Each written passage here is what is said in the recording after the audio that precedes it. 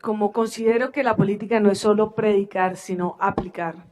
Nosotros desde que iniciamos la recolección de firmas, comenzamos a hacer la única campaña carbono neutro.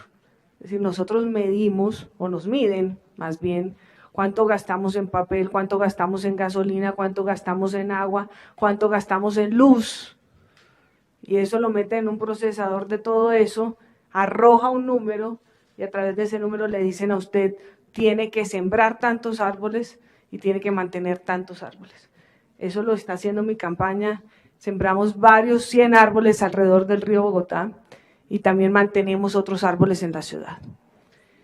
Frente al aire, una política de aire en una ciudad como Bogotá es una política de vida, porque 444.000 niños en la ciudad sufren de enfermedades respiratorias agudas directamente relacionados con la contaminación del aire en la ciudad. 70% de esa contaminación proviene de fuentes móviles. Ahí tenemos, uno, que aplicar cultura ciudadana. Por ejemplo, ¿qué tal si el pico y placa se vuelve un pico y placa voluntario?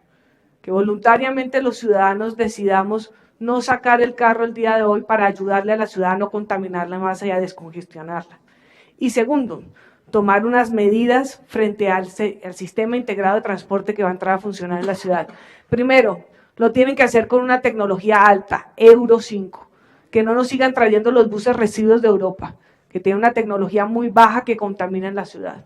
Segundo, que tengan combustible limpio metanol, etanol, gas, eléctrico, pero combustible limpio en la ciudad. Tercero, buses que tengan más de 15 años de vida tienen que salir de la ciudad. Y en las fuentes fijas, ahí sí que necesitamos cultura ciudadana porque son muchas pequeñas industrias que están contaminando en la ciudad. Capacitación para enseñarles y que no contaminen más. Darío Fernando, yo le agradezco a usted y a todas las instituciones que nos invitaron a este foro por permitirnos hablar de un tema ambiental que es un tema de vida en la ciudad. Tengo que retirarme, tenía hasta esta hora e hicimos un compromiso ahorita, así que muchísimas gracias a todos y gracias por permitirnos exponer un elemento fundamental en la vida y desarrollo de la ciudad.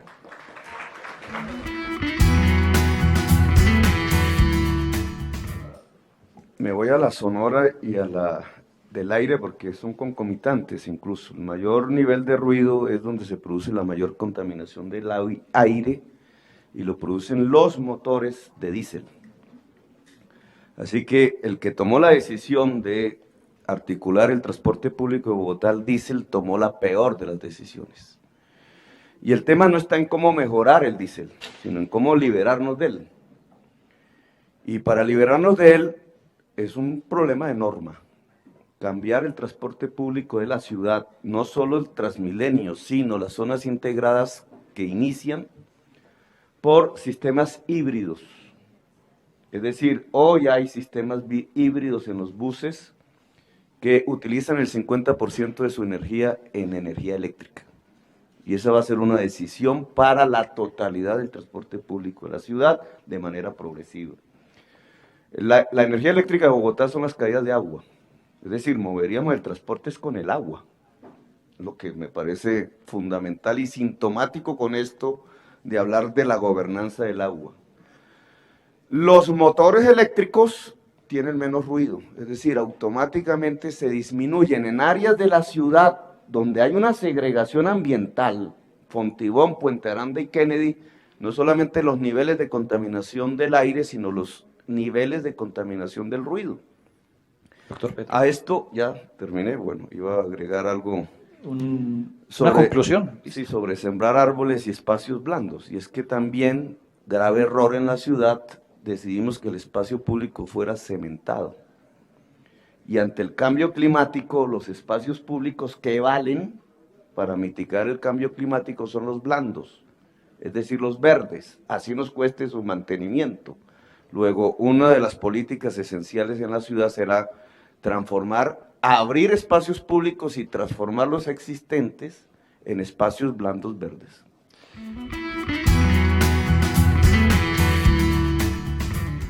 El combustible a la matriz energética de la ciudad. Una ciudad que tiene hoy una presencia enorme de combustibles fósiles en su matriz energética y que está generando En el caso, por ejemplo, alguien me decía, nosotros no hacemos diésel, hacemos ACPM. Estamos generando partículas por millón de azufre por encima todavía de los estándares internacionales, aunque hemos disminuido. Estamos creo que en 500 y nos falta, y tenemos que llegar a 50. De tal manera que estamos en una situación de matriz energética que hay que empezar a sustituir. Yo creo que el problema principal en materia de contaminación del aire tiene que ver con la matriz energética y en los esfuerzos que se hagan de política pública por sustituir la matriz energética. Y en ese sentido, desarrollar energías alternativas. Hay una mala noticia, ¿no? La mala noticia es que cuando uno mira las perspectivas de la matriz energética global, por ejemplo, que hace la Agencia Internacional de Energía hacia el año 2030, todavía el mundo dependerá en un 40% de combustibles fósiles. Ahora, eso por supuesto está ligado a un modelo de producción y de consumo que se implanta cada vez de manera más arraigada.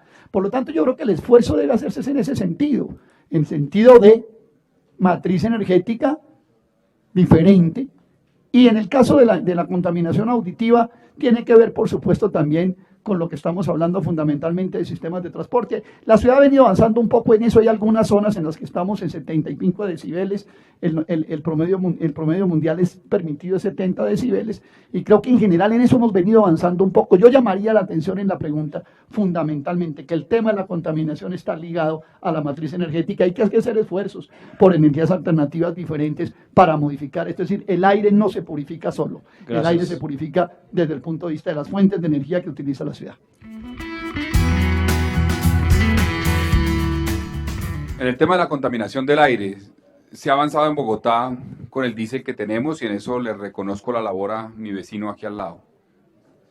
Segundo, yo creo que la ciudad tiene que apostarle a varias cosas. Primero, incorporar sistemas o modos de transporte que no contaminan de la forma como contamina el actual. Y en eso, por ejemplo, yo he propuesto para la carrera séptima un corredor ambiental, incluyendo un tren-tram moderno como el que se ha implementado en ciudades como Barcelona, como París, como Sevilla, como Tenerife.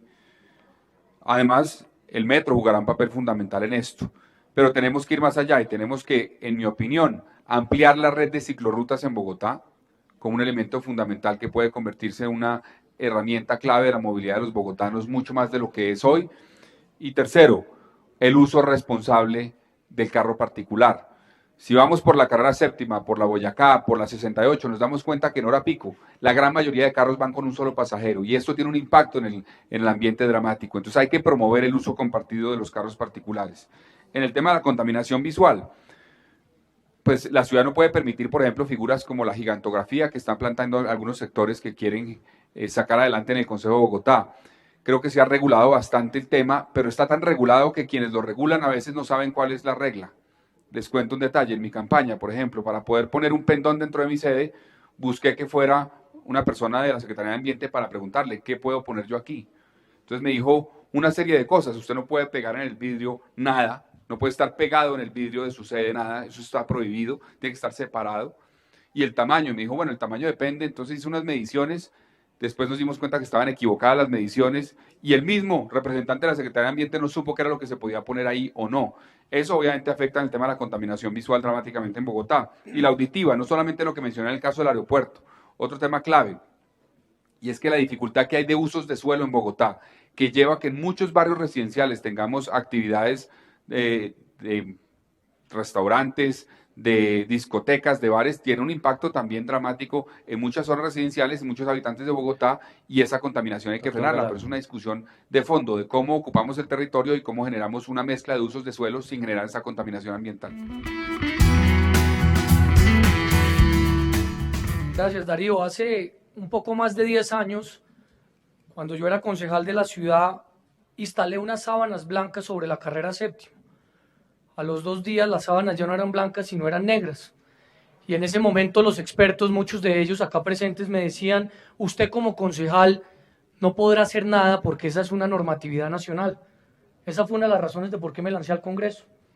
Y llegué al Congreso y con el apoyo de la Universidad Nacional, del profesor Néstor Rojas y del profesor Eduardo Bernes de la Universidad de los Andes, sacamos adelante la ley del diésel, que obligó a Ecopetrol, después de una pugna política inmensamente grande, a entregarle un combustible de 500 partes de azufre por millón a Bogotá y al transporte público de 50 partes de azufre por millón. Recibíamos uno de 4.500 partes de azufre por millón. A causa de eso, morían 40 niños por cada 100.000 nacimientos entre 0 y 5 años en esta ciudad. O sea que apostarle desde el punto de vista económico a ese tipo de inversiones, además del impacto ambiental, tienen un impacto en la morbilidad y en la mortalidad, en evitarlo.